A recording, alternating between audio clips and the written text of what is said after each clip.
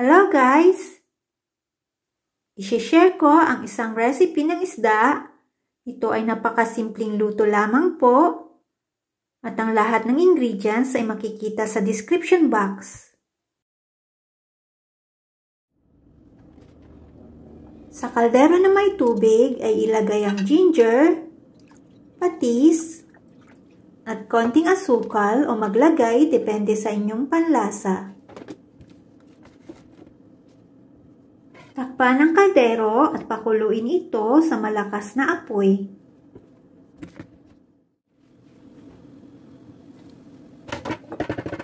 Pag kumulo na ito ay ilagay ang isda at maglagay ng pamintang durog. Takpan ulit ang kaldero at patuloy na lutuin ng 10 minuto sa katamtamang apoy.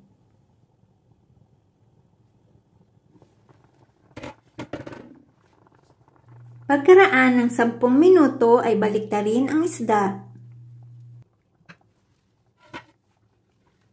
Takpan ulit ang kaldero at lutuin naman ang kabilang side ng 10 minuto.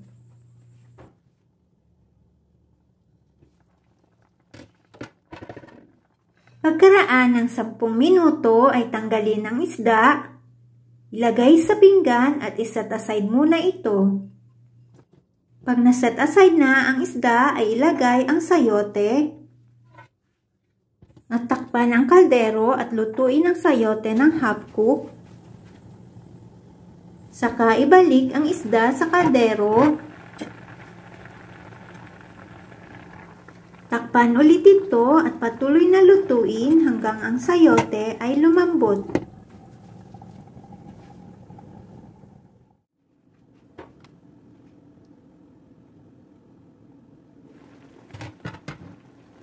Pag malambot na ang sayote ay ilagay ang spinach.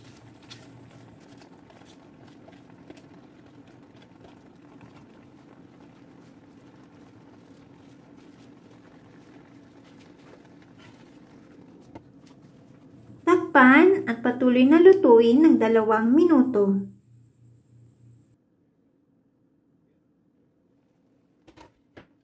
Pagkatapos lutuin ay tanggalin sa apoy at pwede na itong iserve. Happy are those whose wrongs are forgiven, whose sins are pardoned. Romans 4 verse 7. Thanks for watching.